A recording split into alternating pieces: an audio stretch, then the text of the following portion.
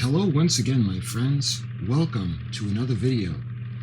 This video is going to wrap up a short series that I created on the build of the Enterprise as she self-destructed and entered into the orbit of Genesis, the newly created planet in Star Trek III, The Search for Spock. This concludes this series. This is the concluding video.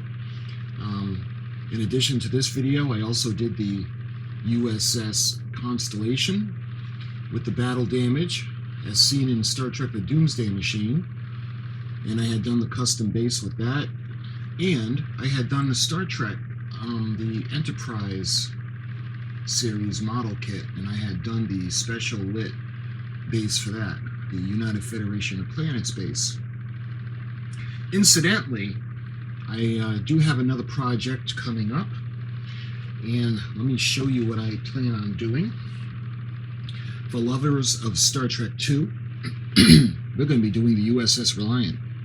Now, you guys remember when the Enterprise fires on the Reliant in the Mutara sector, the nebula, they end up destroying the starboard side nacelle. What I'm going to do with this kit is I'm going to make that damage, and we're going to be making it appeared like it did after the Enterprise blew off the nacelle.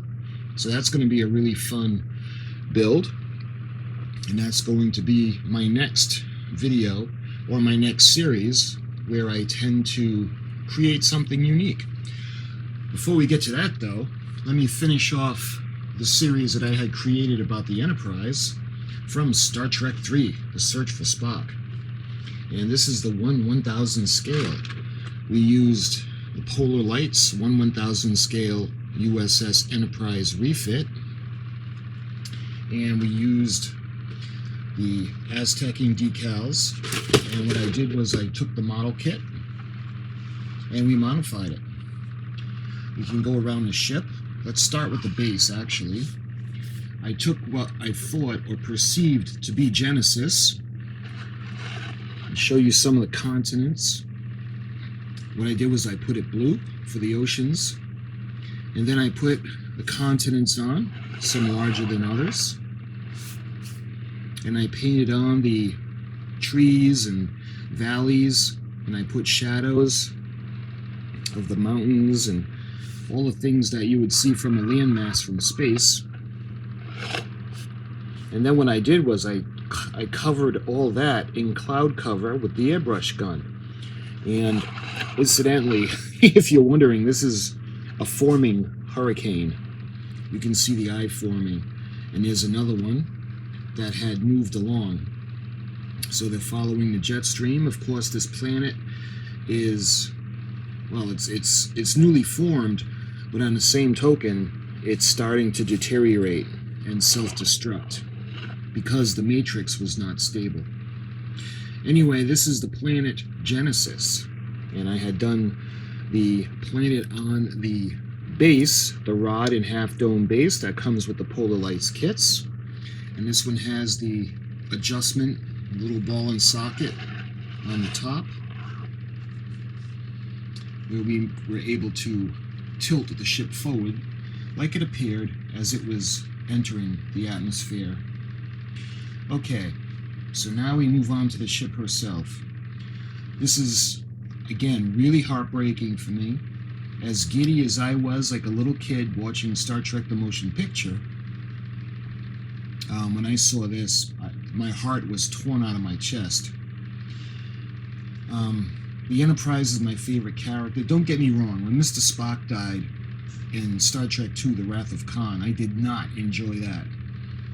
But I was more heartbroken when the Enterprise was destroyed. Because to me, she is Star Trek. I mean, come on, can you guys picture them doing a 5-year mission aboard the Botany Bay? So what I did was, this was the situation. We had the Klingon bird of prey that had destroyed the Grissom, and that was hanging around Genesis, looking to steal the secret of Genesis to be used as a weapon for the Klingon Empire. Commander Kruge was cloaked. The Enterprise came into orbit, unaware of the bird of prey. They were looking for Mr. Spock to retrieve this body. And ultimately, the Klingon ship is detected by the Enterprise, so they are able to fire first on the Klingon ship. The Klingon ship is hit and disabled, but they're able to recover, turn, and fire. And because the Enterprise was made, well, by Scotty to run on a handful of people running it from the bridge, the circuits overloaded and they were helpless. They were unable to load or raise the shields or do anything after that point. So rather than have the Enterprise captured, Admiral Kirk decides to scuttle it himself, auto-destruct. And we see the beginning of the auto-destruct where the bridge blows up, taking the Klingons that had boarded with it. The entire section of the bridge and B and C decks is actually blown off. That's why what we had to do is we had to remove those sections. And what I had done was I used paper clips because they were the perfect size to mold the frame and show what was left. Because there wasn't a gap, you could still see the decks below the bridge in B and C decks, but it needed to be filled in. So that's how we filled it in. After the B and C decks are blown apart, you can see there is the outer hull. It starts to like burn from the inside out, and then all of a sudden you see the entire primary hull just kind of blow apart. When that happens, you can see the ship falls into the gravitational pull of the planet, and when it comes around, it goes past the camera, and then she goes into orbit and she burns up in the atmosphere. And Admiral Kirk is looking up at the sky, seeing the flaming ship burn up in the atmosphere, and his first thing to say is, "My God, Bones, what have I done?" McCoy looks at him and says, "What you had to do, turn death into a fighting chance to live." But again, that was one of the saddest moments.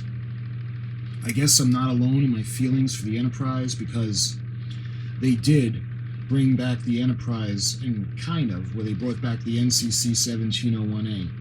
Of course, that was the USS Yorktown. I think it was NCC 1717, and they had turned it into the Enterprise. So when the crew gets back at the end of Star Trek IV, where they go back in time with the Klingon bird of prey to bring George and Gracie to save Earth, they're shipped home and they're given the Enterprise A to command. So what I had done, much like I did for the Constellation, we took off sections of the primary hull, the top, and then I traced it to the bottom, and what I did was we just kind of cut it. Again, that's not one of the fun, the most enjoyable models that I build. I wanted to make it look like it did in a movie. Other than that, I didn't enjoy doing this, not to her. If anything, I enjoyed doing a planet because I had never done that before on the base, and it was kind of fun to make the continents, to make the ocean and the cloud cover. But the ship is burning up in the atmosphere, and what I did with my other models that I did custom, I put lights on the base. I thought about putting lights in this, the orange kind of lights, but there is no light generated from the ship anymore. The light is from the friction of the atmosphere as the ship falls through it and burns apart. And I figured I would just leave it at this. So you can see the impulse crystal. You can see one of the thrusters, the other thruster. You can see all the scorch marks. You can look in and see the decks.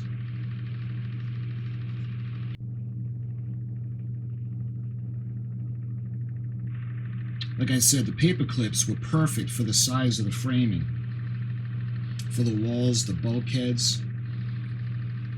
And like I had done in the Constellation with the damage, the thicker outer parts, I had used a coat hanger, and I was able to mold that into the shape of the frame. And remember, much like the Constellation, this is totally destroyed. So nothing is symmetrical and nothing looks pristine anymore. It's totally destroyed and blown apart. So that's why we see bits and pieces of bulkheads, frames, and everything coming out. Looking at the underneath, you can see the sensor dome is still there, but all the scorch marks that had brought her, especially as she's falling into the planet. We've got the saucer pylon, and underneath what was left of the deflector dish. Again, it's all blackened. And we get the sides of the ship, the secondary hull, scorched. Hopefully you can still see the damage caused by the USS Constellation right to the aft of the photon torpedo tube launchers. Going to the back, you can see the nacelle pylons, how they're all scorched. And then we go to the nacelles themselves, the Bussard collectors, the insides of the chiller grills. Obviously they're not lit anymore. Much like the deflector dish, they're out and they're not going to be on anytime soon. So let's kind of angle it back the way it was. Going to the starboard side, and again you can see all the scorch marks in the nacelle. Back to the shuttle bay, and you can see some of the damage from the Reliant, but most of the damage is all the trauma that she received after the self-destruct.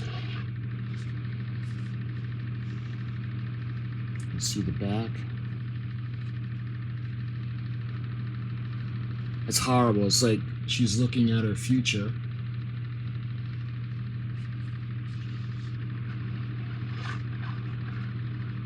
Looking at the port side, you can again see all the scorch marks.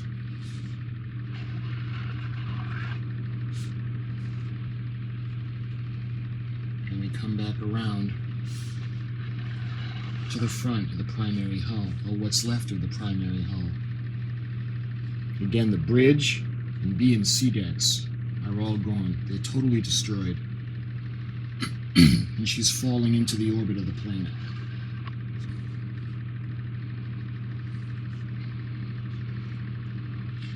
So I love the Reliant, guys. The Reliant is a beautiful ship, but it's not going to be as sad to do this to the Reliant. Remember, the Reliant gave the Enterprise a lot of damage, so the Enterprise is, I love the Enterprise a lot much more than I love the Reliant. But the Reliant is still going to be a fun build. So we're going to use the polar lights. And let me show you guys the model on the back. And it's got the dome with the metal rod for this. It's kind of the same thing. This one has battle damage decals, but I'm probably not going to use those because I do have the Aztecing set. Let me just show that to you. This does not come, by the way, with the Aztecing set.